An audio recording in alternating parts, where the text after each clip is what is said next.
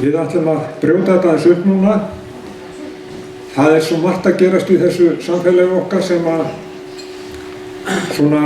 athyglisvert verkefni sem skipta okkur máli, verkefni sem að skila sér út í samfélagi, verkefni sem að gleðja okkur, bæði í tónum og mat. Og að þessu sinni þá langar okkur til að taka hérna 3 verkefni og veita aðstandendum þeirra blóm. Fyrstir eru Glacier Skies sem eru miklu flottari heldur en Ice Skies. Hver einasta króna sem að þeir hafa unnið sér inn með þessu tónlistabröldi sínu undir stjórn Hanna sem með harðri hendi stýrir öllu, og þeirra framlag komið á eitthvað á 50 milljón sem að hefur unnið til góðgerðarmála hérna í Vestmannaeyjum. Ef við vildum gjöra svona kalla á orðum.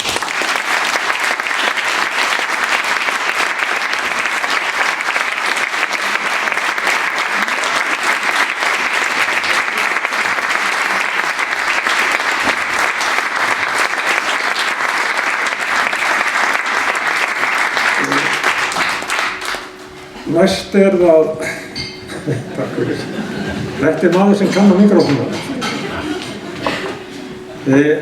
Næst það hérna Hljómey sem að á síðustu 2 eða 3 árum hefur brotið upp hversdaginn hjá okkur með því að bjóða hingað, eða fá fólk til að bjóða heim til sín bestu listamönnum þjóðarinnar í tónlist sem hefur glatt okkur mörg og einstakt framlag.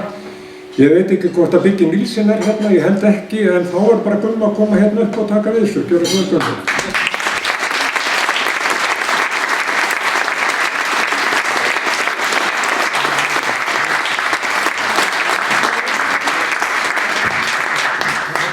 Og að lokum það Kótilettu kvöldið einstaka.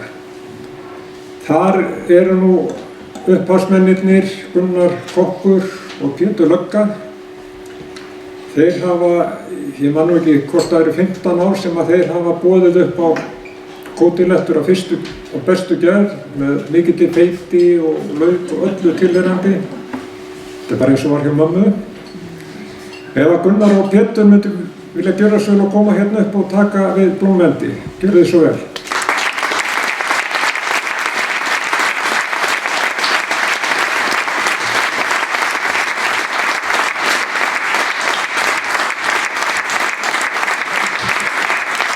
Kótilettu kvöldið hefur gefið af sér á 8. milljón sem að allar hafa farið í fólkgerðarstarf hérna.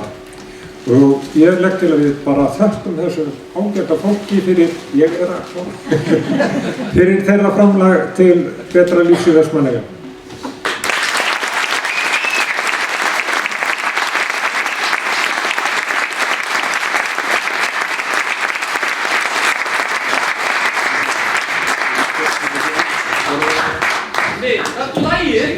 Pétur, kannski aðeins meira rauðkál næst.